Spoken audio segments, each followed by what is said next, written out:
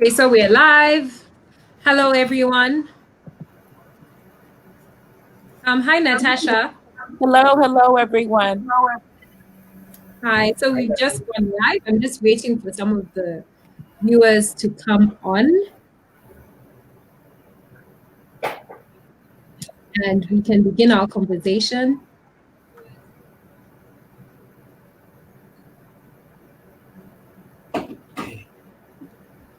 Okay, so I think I can see people coming on.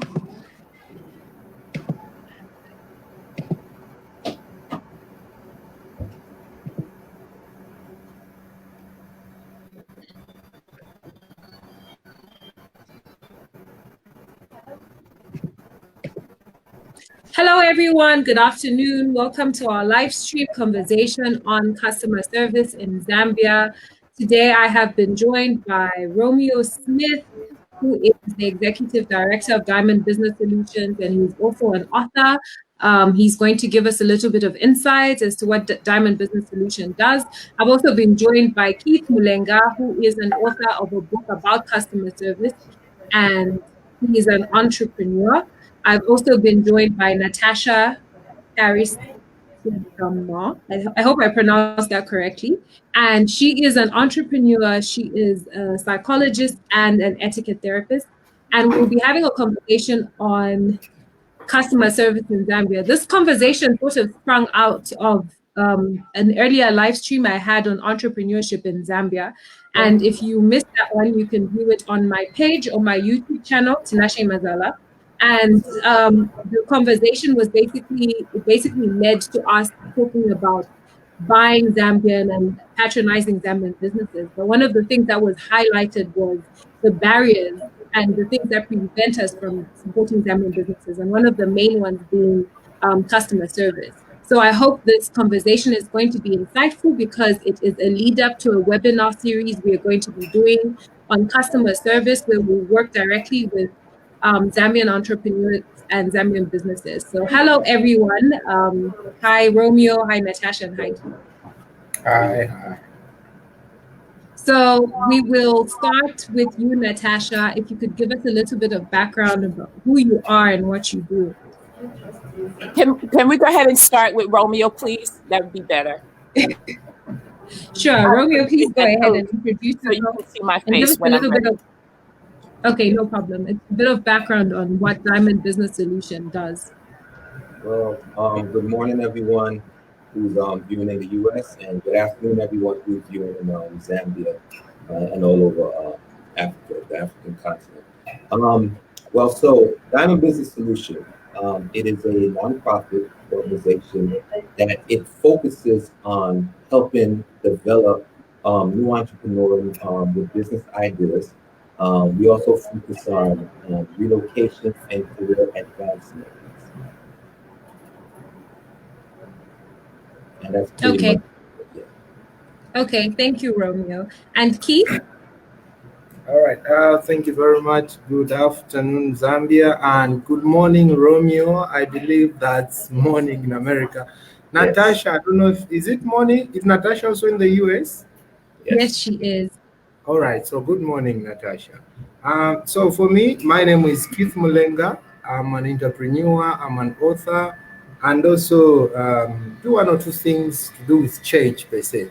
But now I have a business called Business Guide, and much of the things that we do is just like it's a call center, it's a general information call center. When you get to Zambia, you don't know anything about Zambia. Instead of you going to Google, you just get to call us. And as a result, I brought in the book Principles of Customer Service. I know that it will be able to there are a few things that I've talked about that I think are the core values of any company to use. Thank you. Thank you, Keith. Natasha? Good morning, everyone. Yes, it's very early. The time went back. I didn't know that. So I'm like, I didn't know we had time that went back zone time. But anyways, good morning, everyone. I'll be showing my face in a few minutes. However, my name is Natasha Paris St. Armand. I am an entrepreneur and I am a business owner.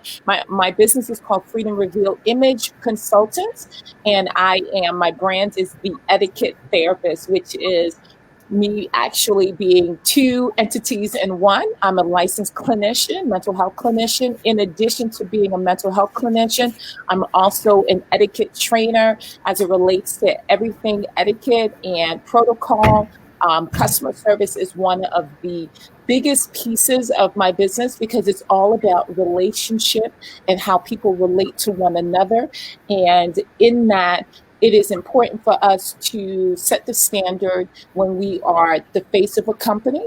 And so I'm excited to be on this call, to be able to share my insight and what I've done over the years as it related to individuals and working with companies. So thank you for having me. Thank you for being here. So I think we're going to kick off our conversation with just a basic definition of what customer service is.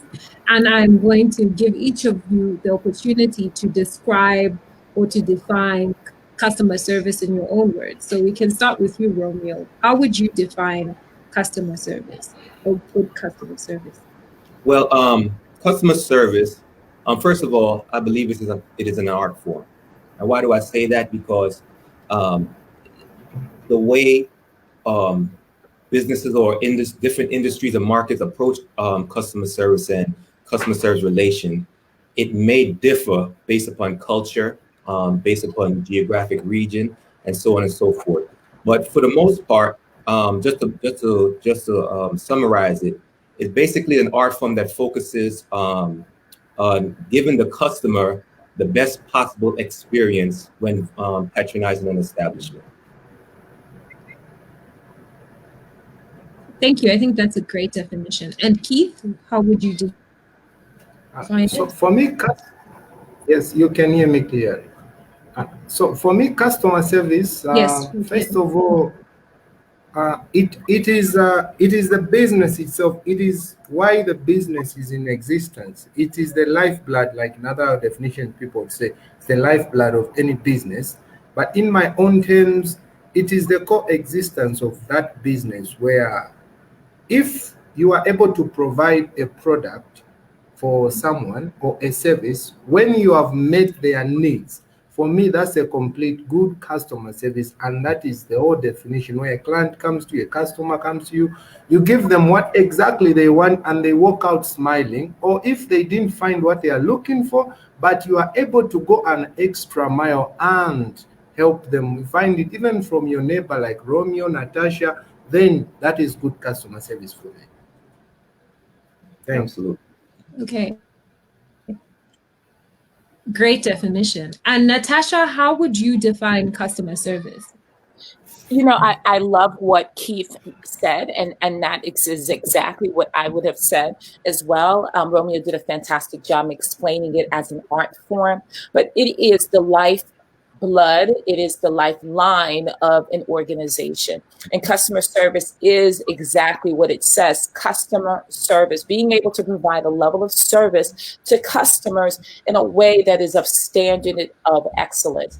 If you have a company, if you have a business, if you have a restaurant, whatever that is, when you're interfacing and interacting with the population, the community, people who are buying your product or service, it is important that service is being given. And of course, it is a representation of what the company stands for. So being able to provide levels of support and service to individuals who are supporting a business. So yes, customer service is exactly what Keith said. It is the lifeblood, it's the lifeline of the company, and is the face of the company. Okay, great definition as well.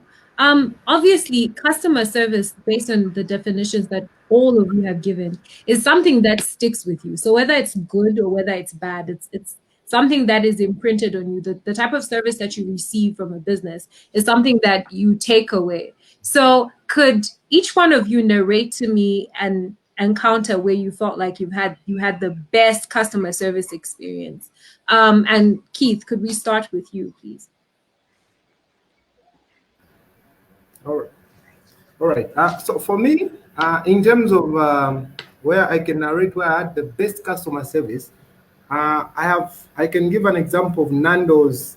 That's here in Zambia. I know where there are other people out of Zambia. I went to a restaurant called Nando's, and upon getting there, first of all, there was someone who greeted me. There was someone that wanted to make sure that what I needed was met. So the moment I entered that Central Mall, Nando's Central Mall, the moment I entered the restaurant, there was someone who greeted me with a smile. Oh, how may I help you? They were able to even tell me to say, okay, if you, like for me, I so much love eating rice. So they were like, no, actually, we have this product, we have ABCD. So if you got rice with this, it's going to taste like this. Would you like to try? So I tried it, they guided me, and ever since, most of the times when I visit Nando's, I want to eat the same thing because that was something that somebody showed it to me, and for me, it felt something which is very nice. So that I can say it was the best customer service for me.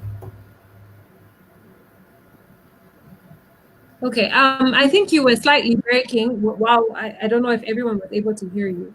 But what I got from what you narrated was you got an excellent customer service experience from Nando's Central Mall, right? Yes. Correct, yes. Okay, great. Yeah. Thank you for that, Keith. And Romeo, could you narrate us a great customer service experience you had? Okay, well, interesting. I've had over the years, I've had a lot of good customer service experience, some bad ones, but the one that sticks out to me the most as far as the best as of recent, it was actually while I was staying in Zambia at the beginning of the year. I stayed at a compound, and unfortunately, I forgot the pronunciation of it. I think you might want to rephrase, because when you say compound in Zambia, it means that you lived in a high density area. So I think you lived in a complex of flats. Yeah. Complex of flat. Okay, yeah, complex of flat. Yeah. So rented the place out for the month, and the actual caretaker of the establishment, he went above and beyond almost every single time. One time in particular, I went out viewing land and so on and so forth. And it began to rain. It rained a lot. Got stuck in some mud, and brought back the car, parked it in front of the place where I was staying, the flat I was staying at. And in the morning, I came out, and the car is fully washed and cleaned all over. And I'm like, did it rain? But no. So that was the first time, and it happened again. But it wasn't as dirty as it wasn't as dirty as the first time. And this time I caught him. Came out and see the guy washing the car, and I was like, Mr. Allen, is this something that you guys are supposed to do? And he was like, no, but I saw the car dirty, so we want to help you out. And I looked at that. It's those type of above and beyond plays when you are whether you're a business owner or you're just an employee of a business or an establishment. It's those type of heads up plays that makes you want to say, you know what? Anytime I come to Zambia, this is the place that I'm going to stay. Not because I want somebody to wash my car, but just the fact that he went above and beyond when it was not in the contract, it was not required or anything like that. But he just extended himself, and that by far probably one of the best customer service experience I've had.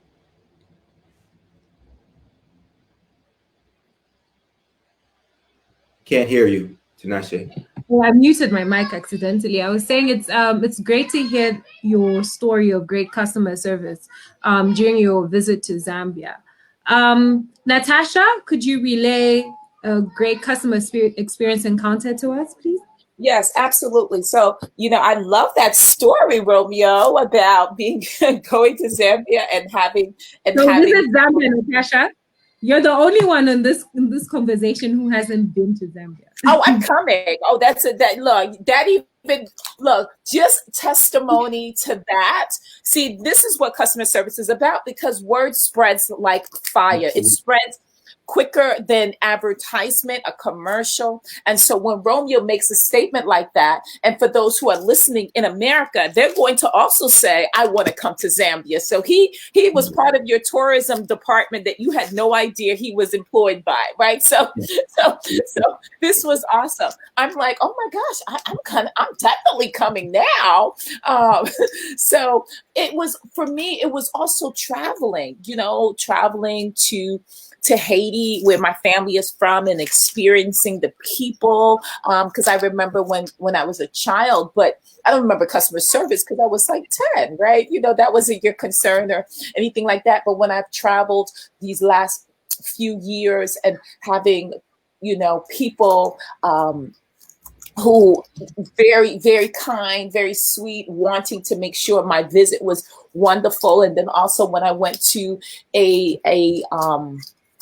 I went to an all-inclusive resort in Jamaica, and everyone was just really nice and, very hospitable, and, no one had an attitude, and I think that is important, because what we find oftentimes is that people, and we'll talk about that, because, when I do my interviews with you, Tinashe, I start opening up doors. You didn't even answer the question. You're like, I was just about to ask that question or about to make that comment. Because people come to work with their problems, their issues on their sleeves. And when people do that, it becomes problematic. And that's where customer service begins to fall apart, because those individuals had a bad morning, or as they say, woke up on the wrong side of the bed, and they're now dealing with customers and people, and they take it out on the person that they are servicing. So when I went to these resorts in these different countries, it was, those people did not do that. It was, yes, things may be tough. Yes, I may be getting by with very little, but I am excited to see you.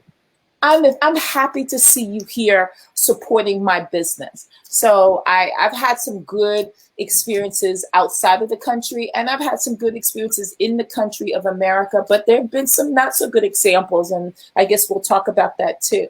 Thank you. Okay. I think off the top of my head, I thought of two great customer experience situations I've had. So there was this one, I think someone I found on Facebook. I think her name is Sarah's Hair and Beauty and stuff. And yeah, and she did my hair, and I got like really excellent customer service from her. I was just blown away. And surprisingly enough, I think another place where I almost always get excellent customer service in Zambia is Hungry Lion. Like, I think they're always friendly, they're always nice, and you can see in the way that they have such a strong brand loyalty. I think that also stems from the fact that you almost always get excellent customer service there. So now moving the discussion on to the flip side. So could each of you narrate a negative customer care experience that you have had? Recently, in the local Zambian social media, I think it was last week, I saw some chatter about a place called Kwisoko Ranch, and people were talking about shutting it down. And someone on my timeline, I saw a post where they spoke about, can the conversation be about them improving their customer service rather than about us shutting them down? So the particular person that had started the conversation was complaining about a bad customer care experience they had, and they were told to go somewhere else. And as if that wasn't enough, on Facebook, there was a screenshot of the particular business establishment responding to, I think, the person saying they should go somewhere else. So it was scandalous. And in the past, like just off the top of my head, there was another place called the Horseshoe, which was a restaurant. There was also another scandal to do with racism and bad customer service. Another place, which the Horseshoe is now closed down. And then there was another place called Taco Hut, where I experienced like racist treatment and really bad customer service. And those are the places that, stand out to me. And like we said earlier, the customer service experience you have imprints something on you. So it either imprints something positive or something negative. So starting with you, Keith, could you relate again a bad customer service experience you've had? So for me, I think I've had more bad customer service than I've had good customer service at some point. And one of the things I've come to learn in the few years I've lived on earth is that customer service actually, it starts with an individual. Absolutely. It starts from our homes. And when we go out there, like Natasha said about you have issues, you are going to a shop, things like that. So I believe that when you walk out of your bed, you are going to, even to just buy a sweet, you are selling yourself, so customer service anyway, that's another part of it. Now, for me, there was a day, actually today, I had a very bad customer service experience. I went to look for tires for the car. And when I entered a shop where they sell tires, I mean, this lady was just busy on the phone. She didn't even bother, like, I'm asking, do you have this? She was just busy, like, no, those we don't have. Like, she just did, no, those we don't have, Didn't even bother to say, who is this? She didn't, nothing changed when I entered the shop. She didn't greet me. She continued with her phone. That happened today. And then some time back, I went to open a bank account with a certain bank, and they said this account will be done in 24 hours. It took 5 days for me to receive the account number. And the business I even wanted the account number for had even it had even passed. So for me, I can go on and list most of them, but I think I can only share these two for now.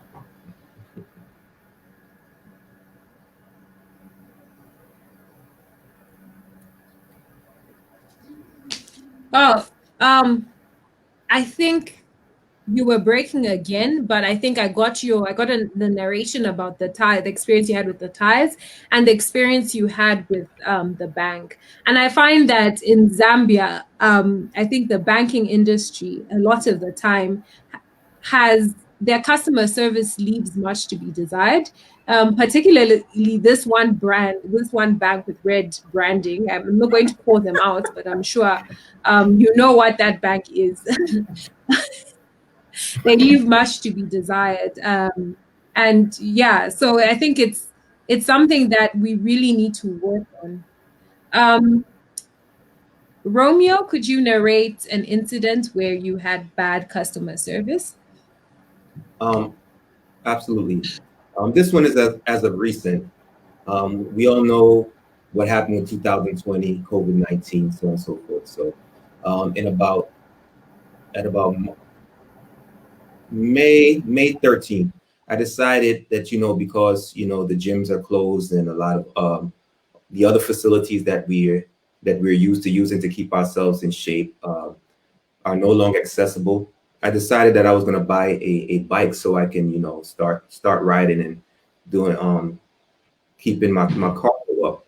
So I ordered a bike, and I will not name the organization.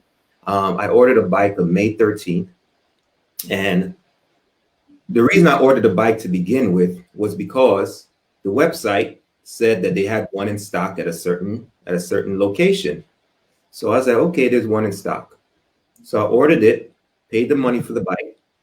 And the next day, because I ordered it on a Sunday, so the next day I called the location to set up a pickup for the bike. And so the representative at that location stated that they did not have the bike. They did not have that bike in stock. So my first question to the individual is, okay, so why is it on your website that you have inventory just to not have it when, when the customer calls? and give pretty much a haphazard answer about, well, they always messing up and not updating the stuff and updating the inventory and so on and so forth. So I said, okay. I was thinking about getting, so I said, so when are y'all expecting shipments? And they was like, oh, call back in about a week. And I'm taking into consideration a lot of things that's going on in the world, a lot of things that's going on with a lot of the businesses all over the world. So I'm like, okay, there may be a delay. So I first thought about, just trying to get a refund. But then I was like, let me check around. So after I began to check around, I realized that there is a shortage of bikes all over. For some reason, people just been buying bikes. So there's a shortage. So I said, okay. I called back a week, and then he said the manufacturers, he doesn't know when they are going to be sending any bikes. So I'm like, at this point, I'm like, okay, try to get my my funds back. And so he said, well, you have to call the manufacturer because we are a subsidiary of the manufacturer, right? So you have to call them because you put the order with them. So try to call the manufacturer. There's no telephone number. And everybody has a COVID-19 message. So you're going through, so they send you to an email prompt to email a customer service desk. I emailed them, asked them about what the possibility of either getting the product or getting a refund. And so, long story short, I got one email that really did not answer anything I was saying. And for the last, so now what is it? Almost October, still haven't received my bike yet. Still haven't received my refund yet, and so on and so forth. So and my problem is communication. Communicate with me. Let me know that it's back ordered till 2028. Let me know. At least I'll know what I'm working with. So I said all that to say this. That was probably my worst customer service experience. But we have to understand, as business entities, that customer service is evolving. It started out way back before any of us would even thought about, before even most of our ancestors would thought about. Way back on the Silk Road Trail, that was customer service. Then, the invention of the telephone. Then you started to be able to order things over telephone. Then a mail system, then telephone. Now then it became internet. Then it became virtual, and customer service is continuously evolving. So as business owners, we have to be able to evolve our customer service methods with technology and time. Great. I think your experience explains to us, will imprint something in us regarding bad customer care, and how you obviously wouldn't be able to recommend that business to someone else. Natasha, could you recount to us a bad customer care experience?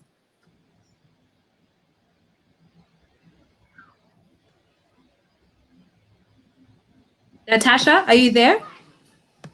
Yes, I am. So some of my experience has come from customer service in the relation to the food industry, where you are going to purchase food or you're sitting at a restaurant and the waiter is very dismissive. They don't really greet you with a smile. And when you're asking for a specific food, it comes back cold. I've had multiple experiences here in America as it relates to just customer service in the area of the food industry. I've had many bad experiences, but nothing really stands out. I think it has all been about how I am received when I go into a location to purchase food or something of that effect. But I'm sorry to hear that you guys had the bad experience. But one of the things that I do, I pride myself in customer service. And so I I will take it to the next level. I'll call a manager. If the manager is unable to help me, I take it to the next level. So there are a number of things that I've done in the past to make sure that it is known that the person. Oh, actually, I had one when you're talking about tires, Mr. Keith. I had one where the gentleman overcharged me on purpose because seeing that I'm a woman and thinking that, I had have no clue. But what I did was I have a friend who is a mechanic, and I asked him, for one tire, this is pretty expensive. And he said, well, wait a minute. And he literally got on the phone with the guy that was at the customer service desk who was overcharging me and said, that is wrong, brother. You're not supposed to do that. And he said, you know what? I actually know the director of that company. And he literally went in and said, this was wrong. And what you're doing is, what are you doing? Are you pocketing the money on your own? So, but I take quick action when things like this happen, or when I feel like I'm being mistreated. So yeah, that's an example. Okay. I absolutely love what you said, Natasha, about remedies. Like, how do we remedy customer service, bad customer service situations? How do we react? Because also I think sometimes the onus is also, even though the customer is always right, there are certain things that we do or we could do as customers to sort of change the escalation of a particular situation. So I think one of my worst customer service experiences, like absolute worst, was funny enough in New York. And I'm giving this example because I think there's a lot of us Zambians that tend to think that customer service, bad customer service, is just something that happens within Zambia. But I think bad customer service is something that is universal. So my bad customer service was at a hotel I stayed at. So this is after an 18-hour flight. I go to the hotel, and I'm supposed to be checking in at something like 6:30 in the morning. And then they tell me their rooms are full.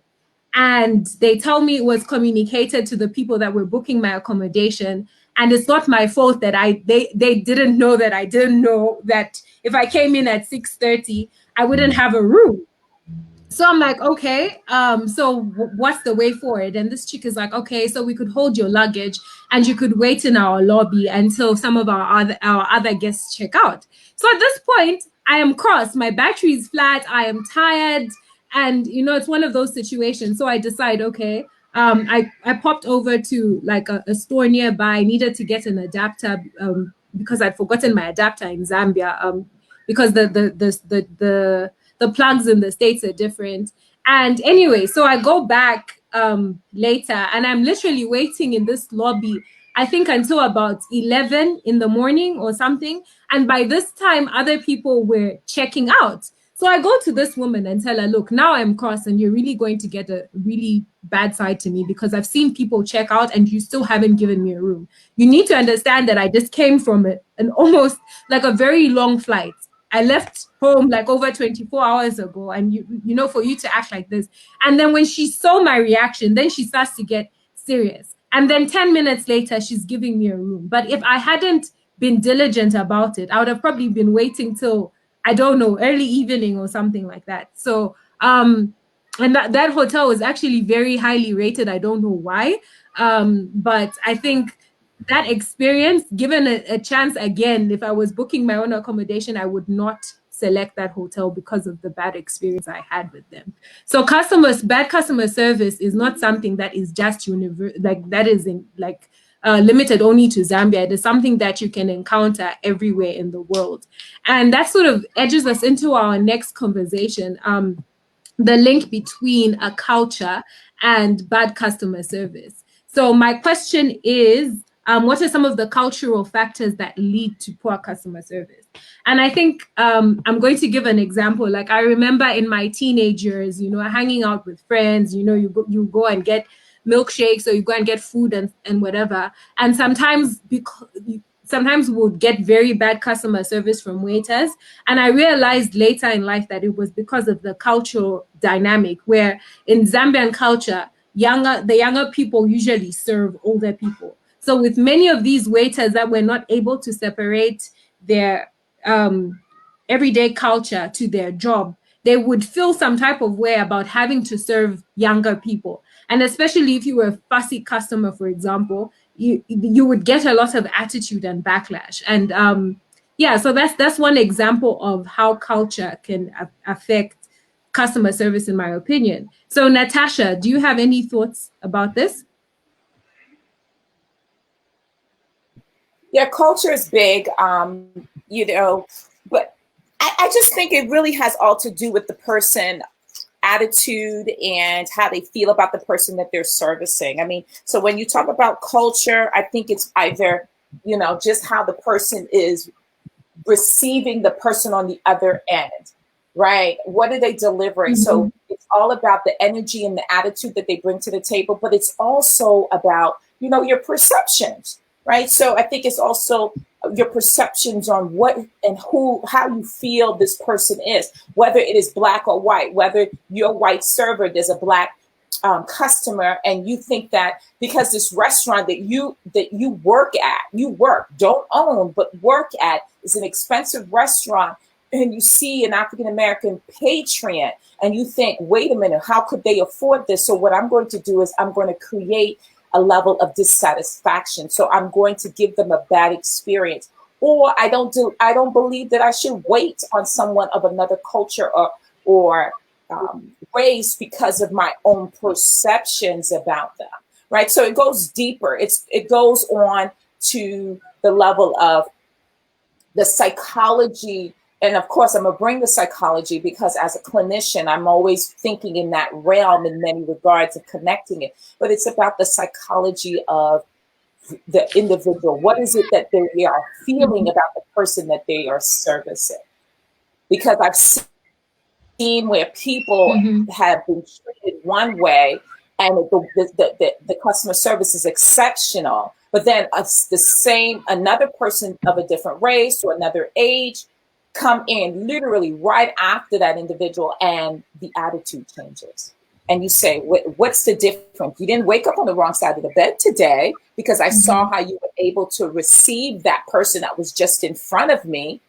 So that, again, is the psychology of the perception of how you feel that person that you're servicing, what you feel about them or their community. Definitely. I think you said something very critical. So culture and sort of the limitations it gives us is also going to impact our customer care service. So for example, if you believe that a person of a different race is beneath you, you're going to treat them as such. If you believe someone of a different culture or a different ethnicity or sex even is beneath you, you're going to give them a different experience from people that you hold in high esteem and high regard. Keith, what are your thoughts regarding how culture affects customer service? Is this audible enough? I've removed the headsets. Is it audible? Yes, you are audible. Yes. All yes, right. you're audible. Thank you. So I think for me, especially Zambia, one of the things that is so bad is there is a term people like using, saying it's for the government, like cha government. I know you guys may not understand that term, but when they say cha government, what they mean is it's for the government, is GRZ.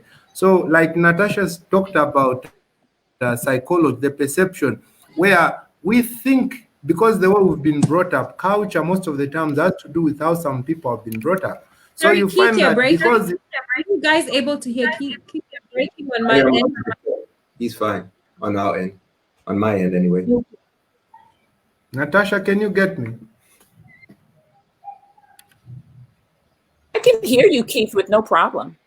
Okay, just go ahead. Go ahead. It's just breaking slightly on my end. Yeah. So I was saying, like in Zambia, we have a certain perception where if it's for the government, I'm not supposed to look after it very well. And if it's for the government or it's not mine, I can do with it whatever. So this is the reason why you enter a business, you enter a shop, because there is that perception, there's that culture, there's that upbringing of thinking that because it's not mine, I cannot take care of it. Hence, I can do with whatever I have to do with it. That's the reason why you find that you employ someone to work for you, and in the end, they are not really serving the purpose of the business. They now start serving their own as a result of the culture, saying, no, it's not mine. I've seen some people like, I've worked in the government before, in the council, where a driver is given to drive a council vehicle. The way he's driving his car and the council vehicle is totally different, all because it's for the government, it's not mine. So there's that culture of saying it's not mine, it's for the government. I can do with it whatever I want to do with it.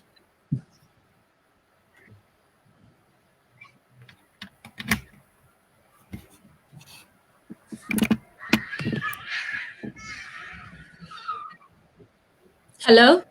Okay. Yes, I don't know, there's something wrong between your connectivity and mine, but from what I could hear about what you were saying, you were speaking about the poor customer service that we see in the government, right? Yes, I was saying natural, where people say it's not mine, it's for the government, so I can do with it whatever I want to do. So there's that psychological perception that people have to say it's not mine, hence I don't need to take care of it. So people have been brought up with that kind of culture. I don't know, we need to break it.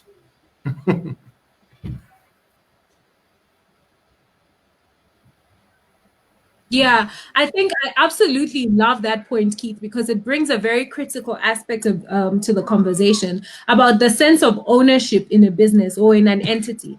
Because from what I can get from what you're saying is there's an absence of a sense of ownership when people are working for the government, for example. It's like the government is a completely different entity to which they are not attached. So whether or not they abuse government resources or government property, and whether or not they bring their best to the government job and the government position, doesn't matter, because there's this detachment. And we don't only see it in the government, we also see it in certain businesses where you walk into a shop, like the example you gave with the tires, because this employee cannot see the link between their salary or their job continuity to the business and to how they should to their performance as an employee. There's this detachment, and they have a very negative attitude and even a destructive attitude towards those particular things. So I think that's a really important point, and I think that's something that we're going to go in depth into when we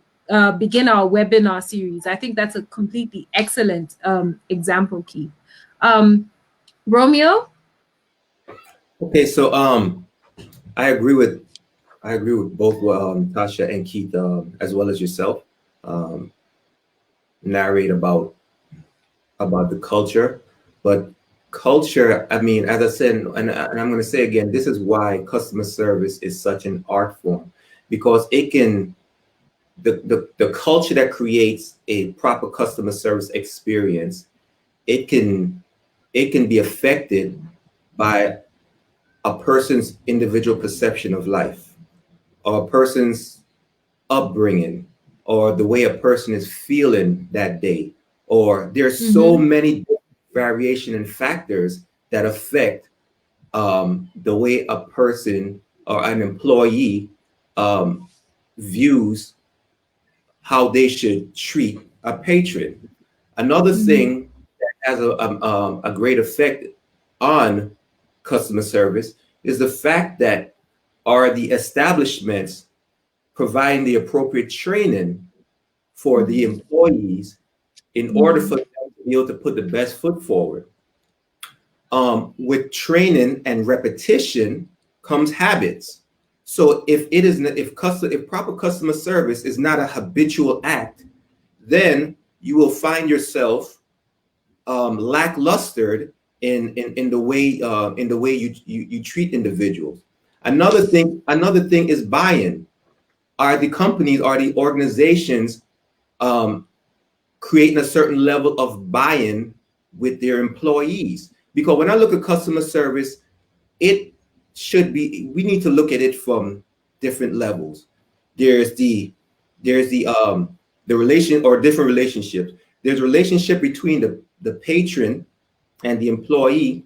There's a relationship between the employee and the employer, and then there's a relationship between the and vice versa, relationship between employer and employee, and so on and so forth. So now, if me as an employer is not creating an appropriate environment for my employee, then that may create a trickle down effect to the patron. And so even me as a patron, if I am rude, and just because this is not always one-sided, although I have a hard time in buying into the term that the customer is always right. I don't believe that the customer is always right, but the customer do pay the bills. So there needs to be some level of leeway afforded to the customer, because just as much as you have an employee that is providing bad customer service, you have patrons that just provide a terrible experience for the establishment as well. So we have to figure out how to leverage each relationship from employer to employee, and vice versa, and then from employee to patron. So that's all I have for that. I think you brought out some very great points, which we also hope to go in depth into when we do our webinar series. Like something that you've highlighted, which I think is a very key aspect of customer service, is the employer-employee relations. I think 9 times out of 10, when you go into an establishment where you experience bad customer care, it usually has a lot to do with the owner. And we will usually find that there's an owner that is just absolutely horrible, or there's someone within the power hierarchy, and it's not always the business owner. Sometimes someone within the hierarchy who is above that employee, who is usually horrible. And I don't know, I guess it's human nature. We always look for an outlet, or you always look for something to take out that on. And it goes into the next point that you brought. There's usually an absence of training, and which is something that I have seen within our Zambian context. So like I gave with my example of when I was in my teens and the type of experience I would have,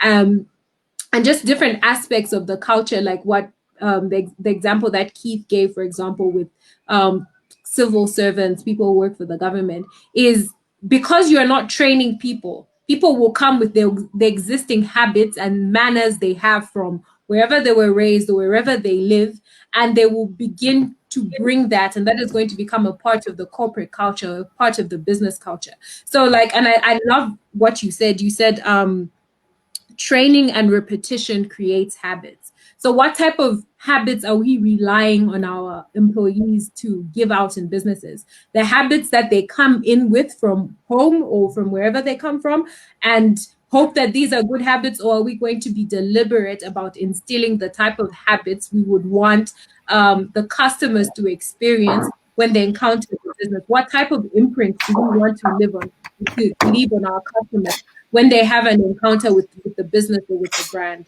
So I think you guys gave some absolutely excellent answers, and I think it completely sets the stage for our subsequent conversations during our during our webinar series. Something else. So another question I have is, what are some cultural factors that could be harnessed to inspire and to enforce good customer service? So I know, Romeo, you already touched on this when you spoke about the importance of training and creating positive habits. And Keith, you also touched on this when you spoke about creating a sense of ownership and a sense of responsibility, for example, in the government and with civil servants. So what sort of, and then also Natasha, I know you touched on this when you spoke about your etiquette, like etiquette therapy and stuff like that. So let me just repeat the question. What are some of the cultural factors that could be harnessed to inspire and enforce good customer service? So, Keith, what are your thoughts? Okay. Can you get me, especially Tinashe? Very clearly now. All right. Thank you. One of the starting point is you look at it from an upbringing of an African child. Is if a person enters the house, you are supposed to greet them before they greet you. So we have grown up with that. When someone enters the house, it is now you. If, for instance, they are elderly, you stand up. It's more like when a customer enters your premises, let's not just limit it to shops, but let's just say your business premises, starting from the guard at the gate, opening the gate, or any individual that is the receptionist and all. Culturally in Africa, we are taught to greet that person, not that person greeting us. For me, I take that as an acknowledgement of saying this person is on our premises.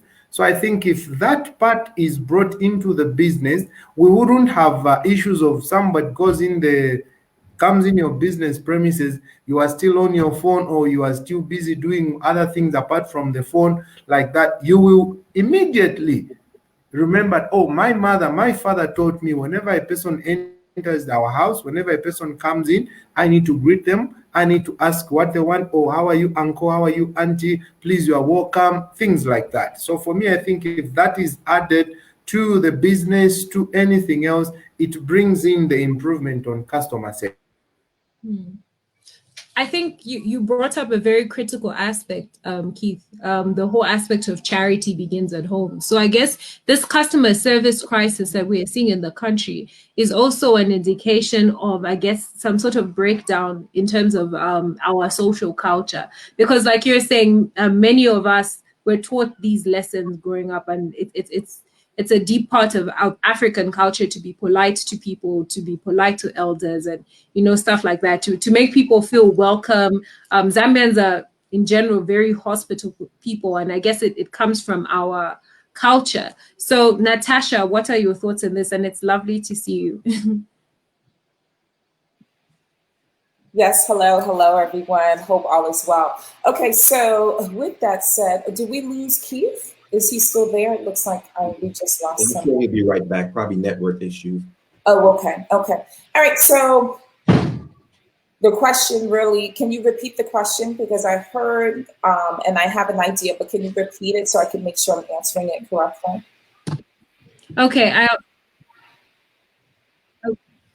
Okay, no problem. So the question is, what are some cultural factors that could be harnessed to inspire and to enforce good customer service? Well, I'm going to be honest with you. I agree with Romeo tremendously. I love what Keith said, but the reason why I agree with Romeo much more is because when you're talking about customer service and you're talking about being able to represent a company, it is extremely vital, right? It is extremely vital that individuals understand that those who are running a company, they have to make that their priority.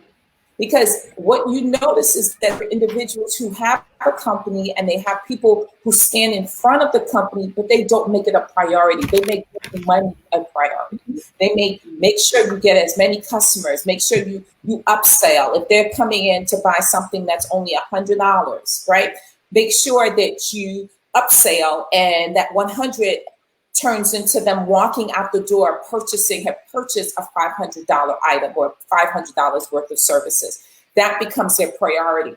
There is a restaurant that is called Chick-fil-A here in the US. Well, one of the things that they pride themselves on, it's a priority, and I'm giving them advertisement. Look at this, look, where's my money? Where's my money, right? But they pride themselves on customer service, calling a customer by their name, because that becomes personable. And many of the individuals who work at this restaurant, or many of that chain restaurant, are young. They are 16, 17, 20, 22. The managers may be a little older, but they are young. And so what I've heard is that they make sure that they are on the ball. They're on the point where it comes to giving good customer service. customer service is the priority. Now, when the priority is customer service, the money will come. Some businesses do not understand that. They believe more money generates more people, right? Or more people generate more money. So their priorities are a bit screwed, or I should say shifted. And so training comes if a company wants to take their company from a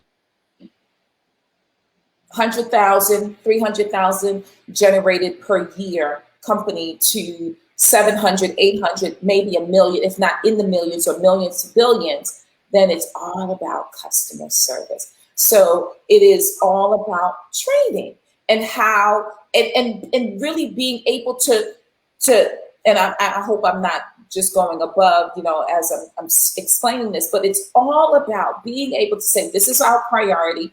This is what we're going to do. We're going to implement training, and not just training, but we're also going to manage people who are, showing customer service. We're going to give incentives to those who are giving great customer service. We're going to acknowledge that.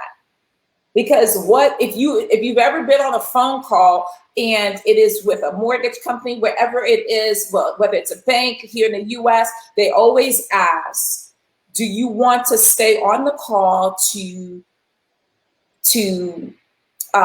give input on your customer service, how you were treated? That right there says that they're not just only training, but they're also managing customer service. They're also just saying to the employees, I see you, and I'm going to hear when things are not good. And based on that, you will either receive a salary increase, you'll either receive an incentive, such as a bonus at the end of the month because of your customer service. And so I very much, it's all about training, because what Keith said, it's about where you come from, right? But to make sure it sticks, it has to be the employer who has employed the individual to represent their company. How much do they see that customer service is important, whether it's a priority or whether it's not? That's my answer.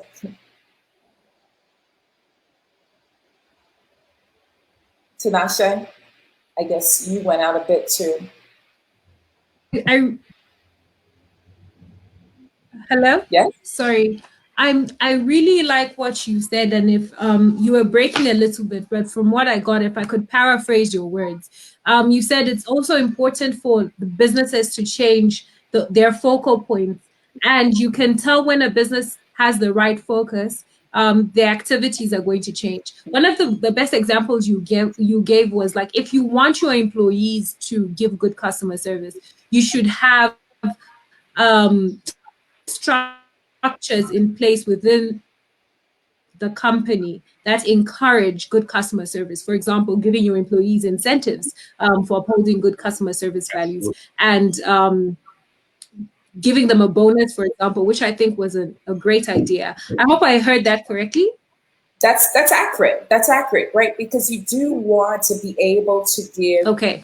So yes. Moving on to Romeo. Yes. Sorry, just pardon me, Romeo. Natasha, sorry, you were still saying something? No, I'm fine. I was just agreeing with you and saying it was correct. Are you there? Oh. Okay, thank you, Natasha. And moving on to Romeo, as we begin to wrap up our conversation. Okay, so am I answering the same question again? Wait, did you already answer this question? What was the question? The question was one about culture, good cultural factors that could be harnessed to inspire and enforce good customer service. Oh yes, I did answer that. I spoke about training. Okay, yes, I remember. Okay, so just off the top of your head, what industry do you, or in your own opinion, would you say has the worst customer service? Or what type of businesses, in your own opinions, has the worst customer service? I think, in my opinion, I think it's in Zambia, it's estate agents. Anyone who's ever tried to find a house to buy or to rent in Lusaka will attest to this. If you find an agent with good customer service, then you are lucky. I could recommend a few off the top of my head, but apart from that, that's it. Like, yeah. And then I think another industry that has absolutely bad customer service is also hairdressers. So when you find a good one, you stick to them, because I think hairdressers in Zambia particularly, especially when they become popular, think that it's an excuse for them to be rude to their clients. So that's my observation. What's your observation, Keith?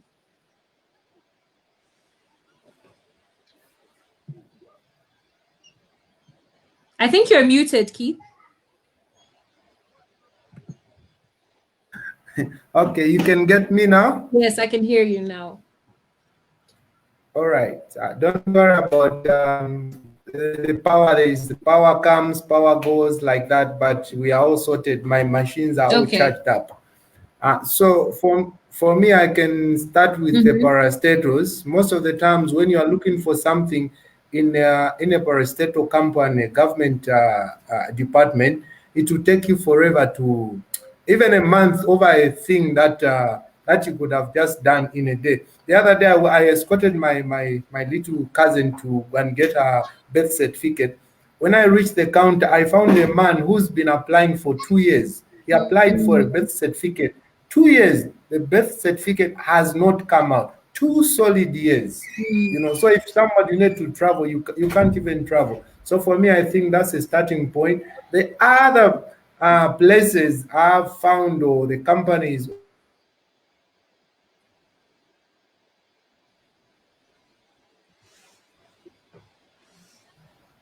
the banks in Zambia, also the financial institutions, they really have bad customer service on my end. I really can't say much about them, but they have bad customer service. And then, of course, Are you there? Yeah. I'm here. You can't get me? No, I can hear you now. Yeah, so I'm saying the other last one I can talk about, it's the banks, the financial institutions in Zambia. They have very bad customer service. That only, at least when the competition maybe grew, that there's one major bank which is like good in terms of customer service, that others have started following suit. So I think those are the few I can talk about with bad customer service and all. I 100% agree with you. I think parastatals and government offices are like some of the worst places to go, especially when you want things done in a hurry. And I think I've also had the same experience with banks like you have. Natasha, what are your thoughts?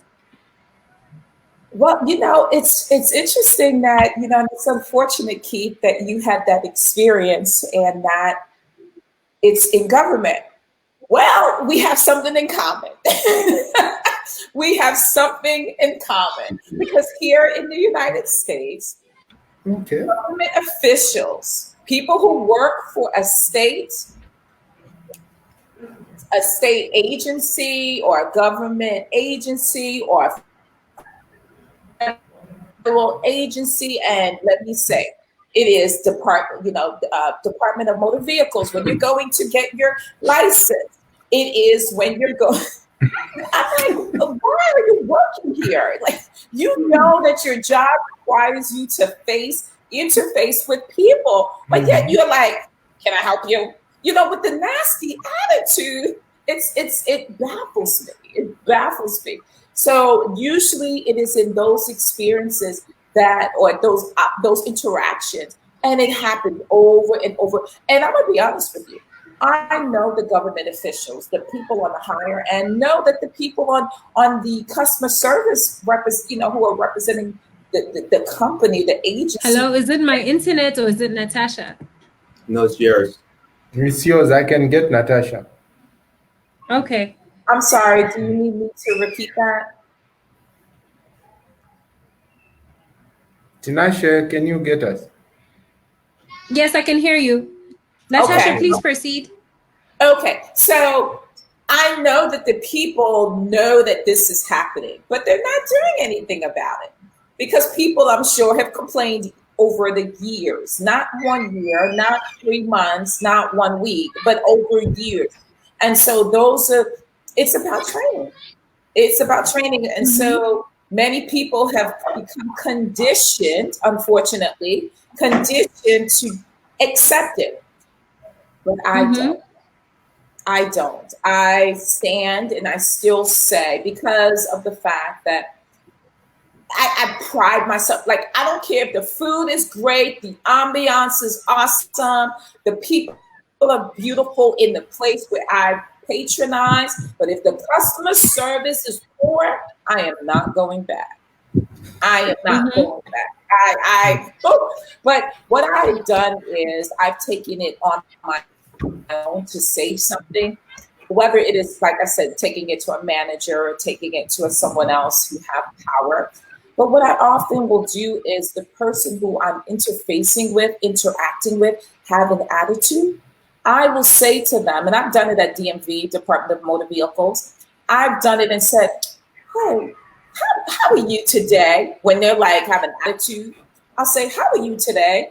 And they're like, "Fine." I'm like, "Well, I just want to let you know you're beautiful today, and you should always smile. And plus, there's so many people waiting to hear from you, and you never know what you might say to them to change their energy." And sometimes I'll say that to them so I can inspire them to change their attitude. Tinashe, can you hear me? Because it looks like you went out and then came back in. I hope that was helpful, because I hope that your listeners were Yes, able to I can hear you. You hear me? I think I'm having a little bit of internet. the connection. Understood.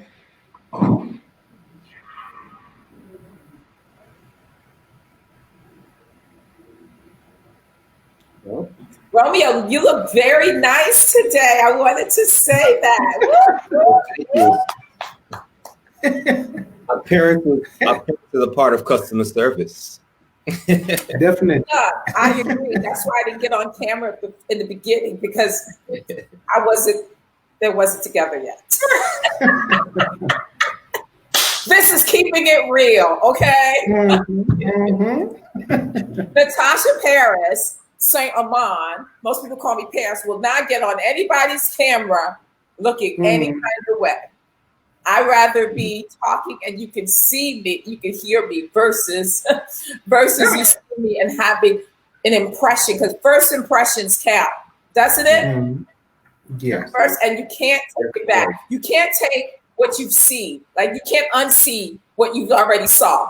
So I want to be sure that the audience receive the best. Can you understand that, Mr. Keith? Can you understand that? Yes. They receive the best. You have to see the best, absolutely. Yes, sir. Yes, sir. Yes, sir. Just while we're waiting for Tinashe to come back and answer the question, and honestly, I'm not a big fan of wearing suits and stuff, but I will. When it's time for me to clean up, I will wear a suit, and then when it's appropriate, I will wear a suit. But because we're doing this customer service live stream, I just want to make it a point that appearance and ambiance is also a part of customer service. Because, say for instance, I would rather go to Lowe's than Home Depot. And just for you, you guys listening in Zambia, Lowe's/Home Depot it's like a hardware, everything store, a home improvement store, everything. And the only reason I would rather go to Lowe's over Home Depot is not because Home Depot is their products is any less of quality or prices are are more expensive. It's because of the color scheme. It's a lot brighter in Lowe's. If you ask me, things are arranged a lot nicer in Lowe's than it is Home Depot. That what I found. So when we're talking about customer service, it's so multifaceted when we really start thinking about it. So it dives into appearance, it dives into ambiance, it dives into, because we are visual people by nature.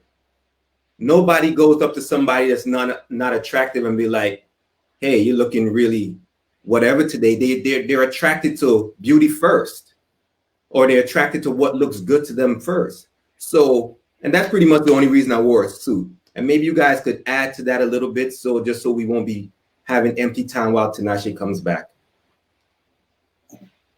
Well, I agree. I am the etiquette therapist, and my specialty has come from really supporting individuals on their appearance, how they present themselves to the world.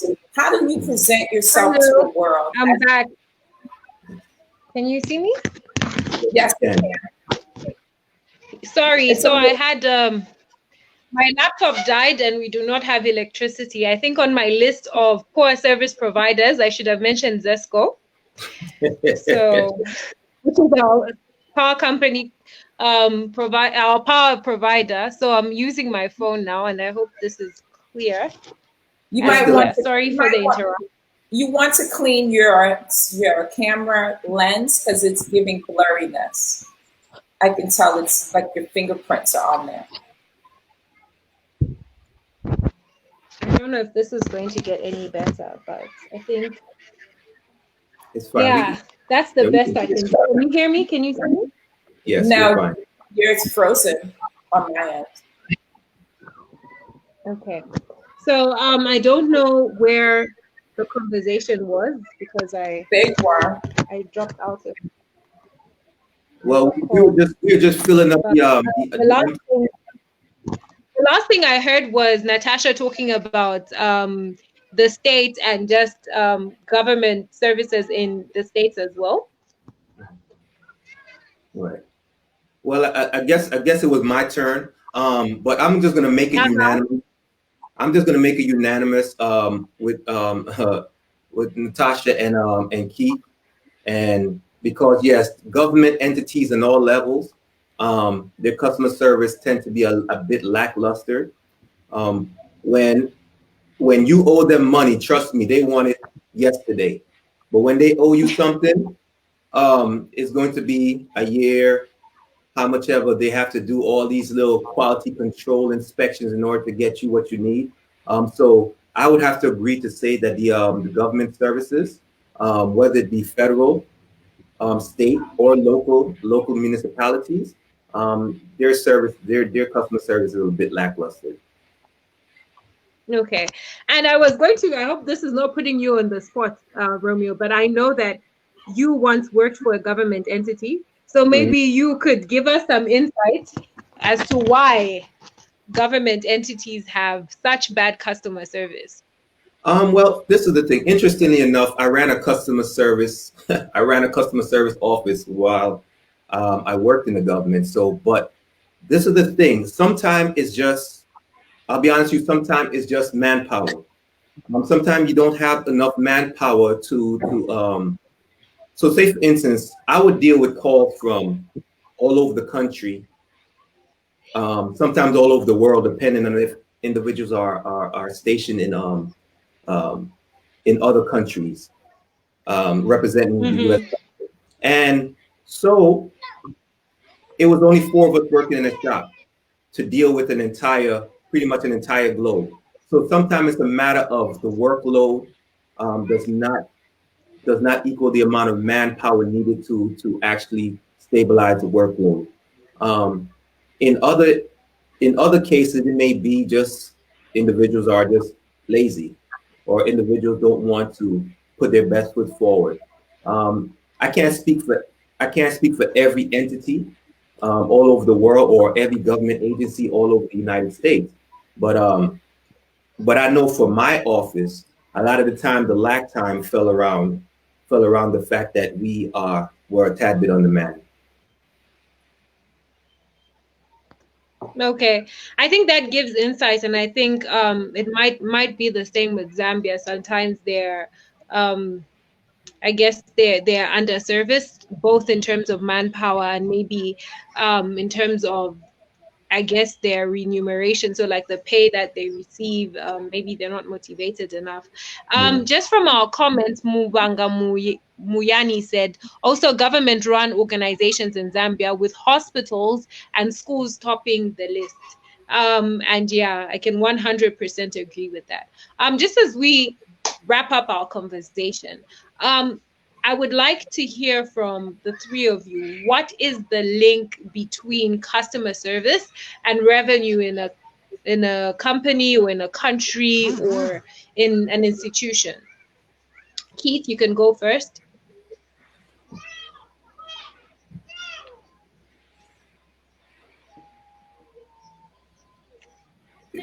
I'm audible? Yes, you are, sir. Am I audible? All right. So the link between customer service and revenue, we need to understand that it's customers, like should be Natasha who said customers are the ones that pay the. I know it's actually Romeo, that customers are the ones that pay the bills. Romeo said, I do not agree that a customer is always right, but it's customers who pay the bills, for which I too agree that a customer is not always right. Now, what we are simply saying is that the link between good customer service and revenue is that when there is good customer service, you find that you are going to have more revenue. A place where there is bad customer service, you find that the revenue that you are going to make, you are behind even in terms of paying bills, or because it's customers who pay the bills. So if you have more customers, you are now going to be able to meet up in paying your bills. So this is the link. The only link is that customers, when they walk into your shop, when they walk into your business premises, they have actually just come for one thing: to help you pay the bills. Hence, for you to collect money from them, you need to meet their expectation. If possible, you even need to go beyond what they have requested for. So for me, that's the link that I can say. Okay, I think that those are some excellent thoughts, Keith. Natasha? Yeah, I've alluded to this already. Can you hear me? Can you guys hear me? Right? All right. So I've alluded to this already, that customer service it is the lifeline to your company. It is what people see, and word travels faster than advertisement of any kind. Word of mouth, whether a restaurant is great, whether a boutique or hairstylist is great, it's all predicated on how people, what the level of experience they had as it related to when they came into your establishment. And so customer service is fully linked to revenue. But again, it is the psychology of understanding people. People don't want to be sold. One. Two, people want to be treated as people. They don't want to be treated as a number. They don't want to be treated as a dollar sign. They don't want to, because if you put forth, it's about money, money, money, money. People will feel that, they will sense it, and they will walk away. But if they feel like your priority is making me feel comfortable, making me feel wanted, being personable by just calling me by name and saying, hello, Miss St. Armand, it's a pleasure. Thank you for coming into my restaurant, or thank you for staying at our hotel today. Was your experience great? It doesn't take much for good customer service to be implemented. But it's also, it takes a whole lot, I should say, it takes a whole lot more thought and intention. It takes a whole lot more thought and an intention to implement it. Because if you are being strategic in how you generate income, your strategy will be, let's focus on customer service. Let's give a person an experience when they come into my establishment. So, because Maya Angelou, I don't know who, if you know who she is, Maya Angelou, who is a poet, and you know, I love her to death. And Maya Angelou has said this many times. She said, people won't remember what you say to them, but people will remember how you made them feel. How you made them feel. And so when you can make someone feel, because that will never go away. They may forget what you said, but when they've experienced something that is great, that is exceptional, they'll always remember. I remember 20 years ago, I walked into a restaurant and I walked into a hotel or I walked into a boutique and they made me feel so great. That's what people will remember. And so when you're talking about economics and customer service, it is vital for the person running the business to make sure that they put that on the forefront. So I'm excited with this web series that we'll be starting as it relates to training and hearing thoughts and doing some research, because I truly believe that people want to bring in more customers into their establishment, but they may not know how. And so that's where we come in. Absolutely. Definitely. Excellent thoughts. And I love your Maya Angelou quotation, because I think that's the center of customer service. What experience are you imprinting on people? And Romeo? Okay, so customer service, the link between customer service and revenue is 100% quantifiable. The fact that customer service is right up there with product satisfaction, or an entity or establishment providing a good product. If you provide a good product or sell a good product or a good service, then people will more than likely will. Are you guys there? Yes, we're here. Are you there? Yes, I'm here. So you were saying? Yeah, so if you provide a good product, people more than likely buy from you, right? But if you provide a good product and do not provide good customer service, you may be able to get away with that sale, but I'm sure that individual will be happy to look for another place that can provide a product that is equally as good as the one that you got from them. So customer service is one of the most important customer retention tools that you can use. Beyond ambiance, beyond what we look at visually first, because you may go into an establishment and it looks beautiful and all this other stuff, but as soon as the customer service is bad, or in relation to a restaurant, the food is bad, you may never have those individuals patronize your establishment again. So, but customer service, it must be looked is definitely quantifiable, because this is the problem that I see a lot of people, a lot of organizations have. Mm-hmm. There's a saying, there's like a little, I wouldn't even call it a saying, but it's more or less like a riddle. And it says, Mm-hmm. and it asks someone, would you rather me give you $1 million now, or me give you a penny doubled every day for 30 days?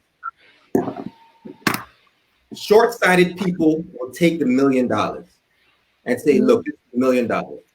But if you take a penny and you double it every day for 30 days, you're going to far exceed $1 million. So when we're running businesses and so on and so forth, we have to move ourselves away from taking the initial $1 million. Because, and I said all that to say this, and this is how I tie this in. Creating a good customer service culture is not something that is going to come overnight. It comes through training. It comes through practice. It comes through quality control. It comes through the self-inspection. It comes through mystery shopping, and so on and so forth. So if you choose the road of taking the initial $1 million now, then you will see how much you lose lose by not taking the penny a day doubled for the next 30 days. And I think that is wisdom. If I'm going to paraphrase what you said, customer service is an investment. And if we take the time to invest in our business, and if we are focused on long-term gratification rather than short-term gratification, we can really be able to yield a business that lasts and grows a lot. So I'm going to ask a question directed specifically to Keith. So I know that you authored a book that deals with customer care. I think you have a copy there with you.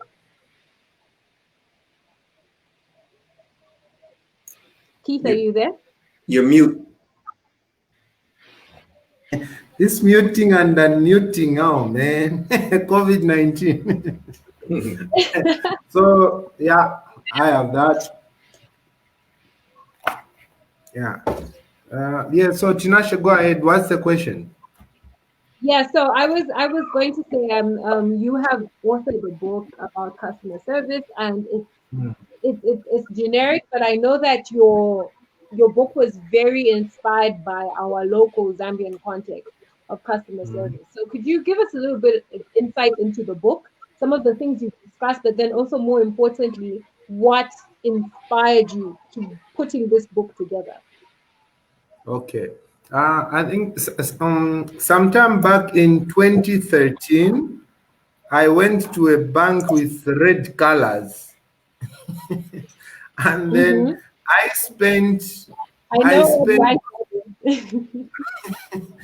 spent 3 hours just to deposit 300 kwacha in my bank account.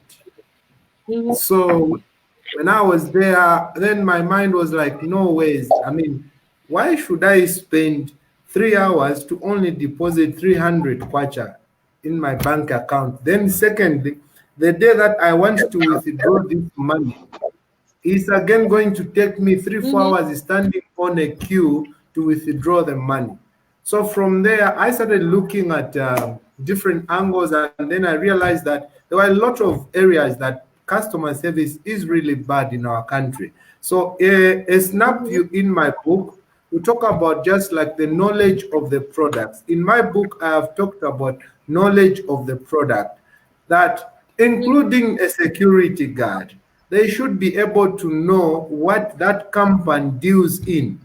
You see, it doesn't really work well where I leave my home, I come to a place, a business entity, and then find that, oh, this product, first of all, I found a security guard, he doesn't know. I found a receptionist, doesn't know. They referred me to another person. That chain, we don't want that chain.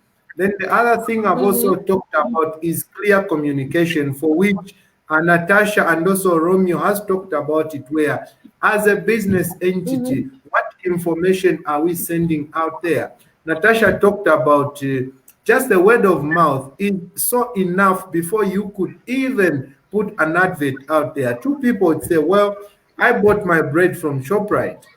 And someone else would say, well, ShopRite. Before ShopRite puts an ad on any television or any newspaper. Then the other big thing that I've talked about is what I've called tenacity.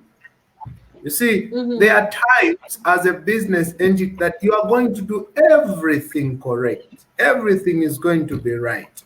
But there are no customers that are coming in.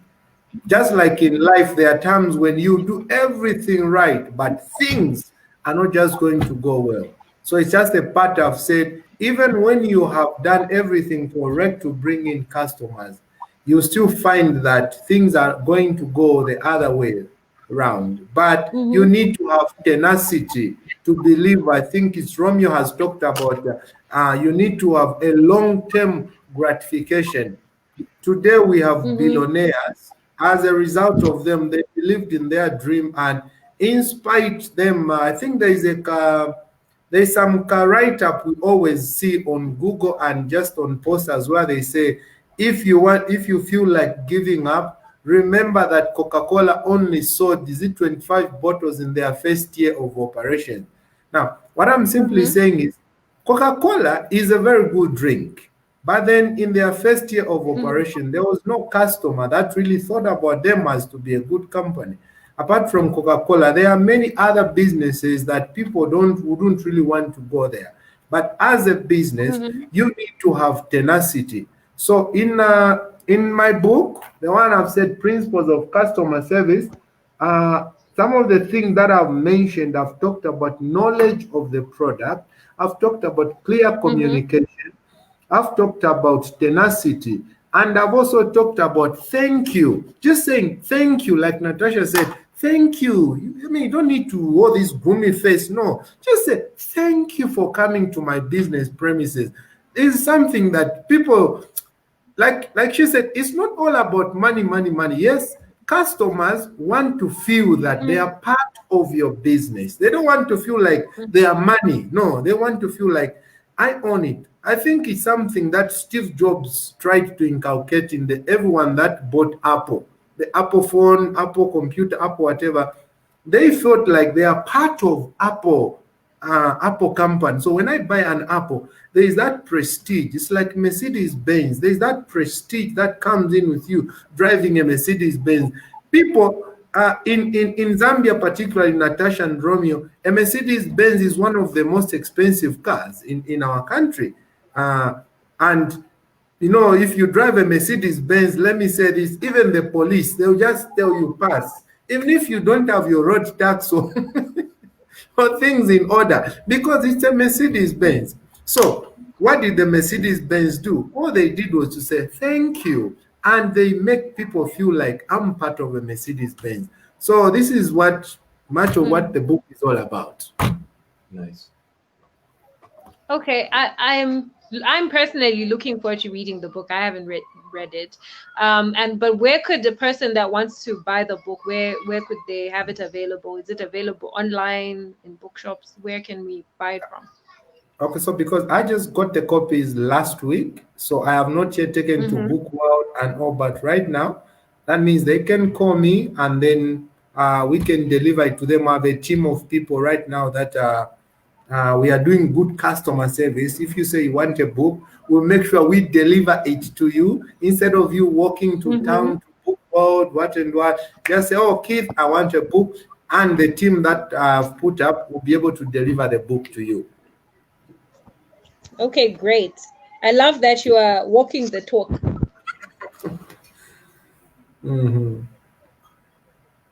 So if you could, or maybe I will attach your number to the comments in the comment section after this conversation, and so that anyone that's interested in purchasing Keith's book could do so from the number. And like he said, there's a good customer care strategy in place. The book will be delivered to you directly. Thank you so much, Keith. I'm looking forward to reading that book and learning different aspects. And I'm sure even the business owners, anyone that's a business owner that will be interested in attending our webinars is going to be able to tap into Keith's wealth of knowledge, as well as Romeo and Natasha's. Natasha, I have a specific question for you.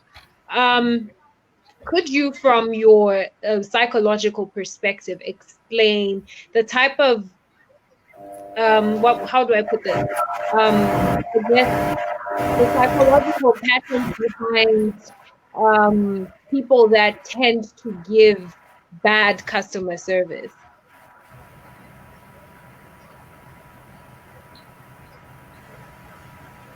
Can you hear me? Okay, so there was some feedback. You said that the psychology, you went in and out of there. I guess the psychology behind customer service givers, and particularly the people that give bad customer service. Do you think there's a psychological aspect there that needs to be unpacked and maybe better understood? Well, it's been said throughout this entire live stream, right? Because it is a psychology. It's about a psychology of behavior. There is so much connection there because it's all about three things. These are the three things that stand out. I think, and we have been saying it without naming them. The three things are: the first thing is how what is your priority? So the psychology of what is your priority when it comes to business? Is it money first? Or is it customers first? Or is it product first? Right? So it has to be, you have to look at those. That's the first, right? Where are your priorities when it comes to business? Second, what is the perception of the people that come in and purchase your products or services? What are your perceptions about them? Because of course it comes from the top down. If the top says it's okay to mistreat people based on the color of their skin, based on their economic status, based on their presentation, then of course you're going to have the people on the receiving end, the people who are representing the company, who are the face of the company at that stage, doing the same thing the president has said, the CEO, the creator. Can you guys hear me? I see Tinashe. Yes, okay. I can hear you. Okay, all right. So I can hear you as well. Okay, great. And so that's the second thing, is the perception. What are your perceptions about the person that is in front of you, providing levels of who are economically supporting your organization? What are your perceptions? And the third piece is, what is it? What are your thoughts psychologically? And this is all in the psychological realm, but it literally threads throughout everything in customer service. So the third piece is, what is your ultimate goal? What is your ultimate goal? Is your ultimate goal to give a person an experience, right? Because I tell people all the time, when I work, when I've worked with companies as it relates to their customer service and how the individuals who are representing their company in the forefront, what is it that you are saying to them? Does presentation matter? Is it about what they say out of their mouth? Sure, there are a number of things that I talk to organizations about, but the how runs through everything, because your actions start with a thought. Your actions start with a thought. It does not just do. It starts with a thought. Whatever you think, it will become.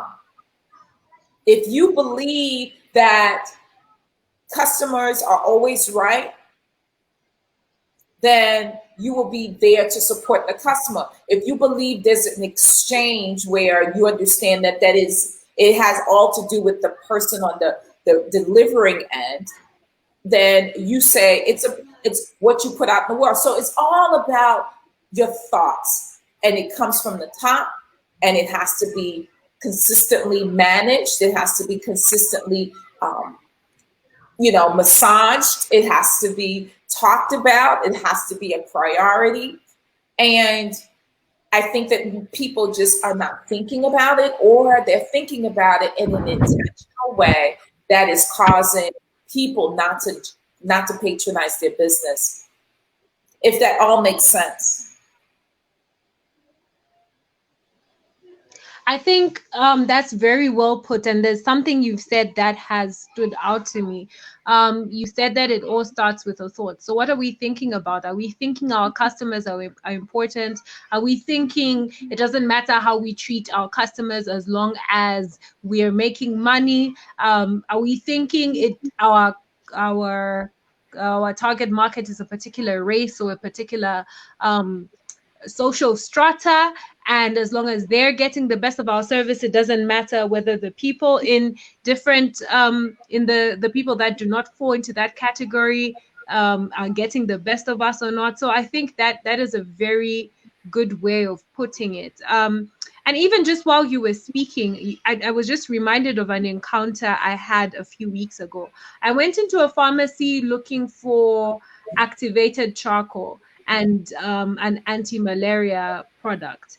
And this particular pharmacy didn't have anything, but the person I found there was very helpful because they gave me a list of alternative places that I could find it. And even the moment I walked in, I was greeted. Even if I didn't purchase anything, I was thanked. And I kept thinking, okay, if I need to get anything else, the first place I'm going is that particular pharmacy.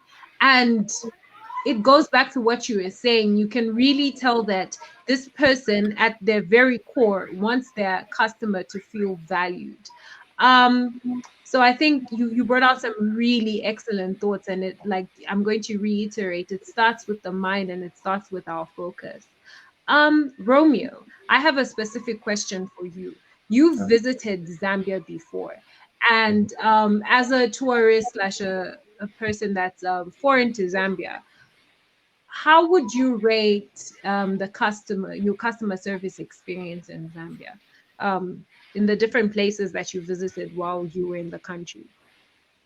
So it's been a mixed bag. In some areas, the customer service are good, and in others, it leaves much to desire. But when I look at it, I see what I took from it, especially being a business owner, working in a customer service field for a while, and so on and so forth. Um, I see that there's a lack of training, but I don't believe that's just Zambia. I just believe that is something that could be set true for many organizations around the world. I mean, based upon, especially when Natasha said, what do you place as a priority first? If you're going to place the money aspect as a priority first, then the customer service will fall at the wayside. If you can place product aspect first, then other stuff might fall the wayside too. But when I counsel people on business practices, I tend to help them focus on the whole concept.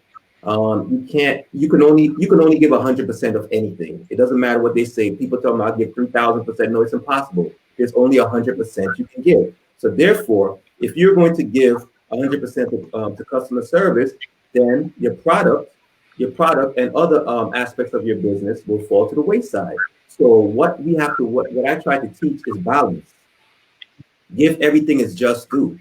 If sometimes customer service may need 90% attention, and the other aspects may have to share the 10%, and vice versa. So you have to learn how to be malleable and balance your approach to the business, because business is just not customer service, it's just not product, it's just not inventory, it's just not marketing. It is the whole concept. So we have to teach people how to focus on the full concept of business, and not just one part, because as you can see, each link in the chain affects the strength in the overall chain.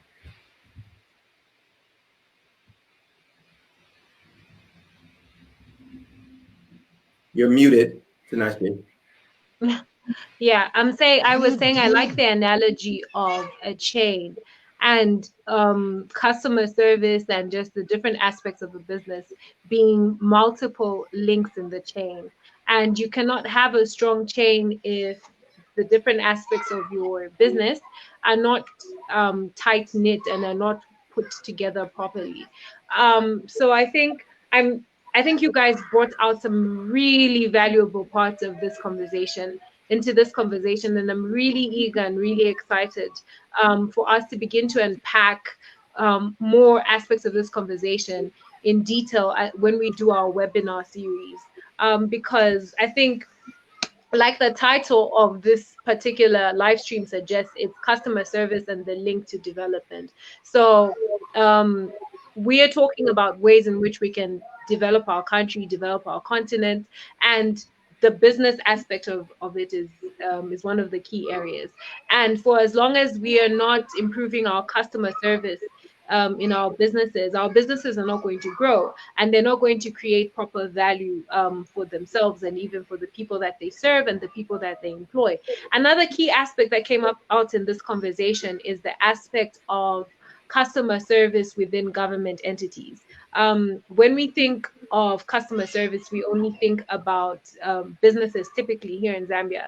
But when we think about some of the worst customer care scenarios we get, they're usually from government entities. And the government employs a huge number of people in Zambia. And we want to get the very best, because how can we be a government and a people that are focused on development if we don't have at the center of our focus serving the people that we get paid to serve correctly? I'm sure many of us have encountered situations where you meet a government employee or employee of a business that acts like you forced them to get that job, or you wrote the application letter and you're forcing them to be there.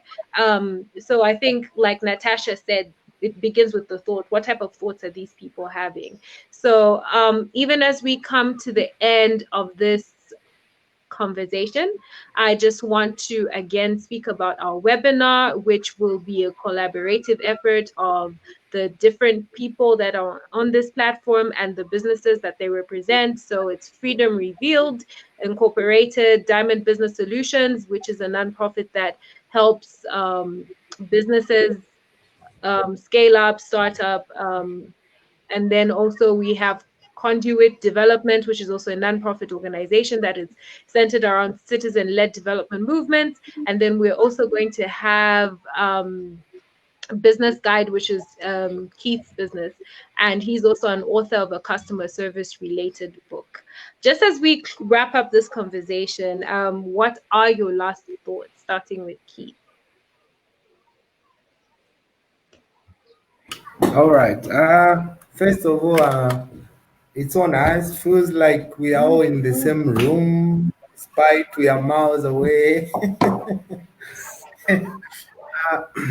When I was going to South Africa, I passed when going, we passed through Zimbabwe. Then when coming back, because I was driving, we passed through Botswana. I experienced Zimbabwean police officers. I vowed never to use that route again. But Botswana, every time I'm going to South Africa driving, I never use Zimbabwe. I always use Botswana. What am I saying? I prefer leaving my money in Botswana than taking it to Zimbabwe, all because of how I was treated by the police officer. In Zimbabwe, I did not commit any crime. In Botswana, I committed a crime. I did not stop at a stop sign.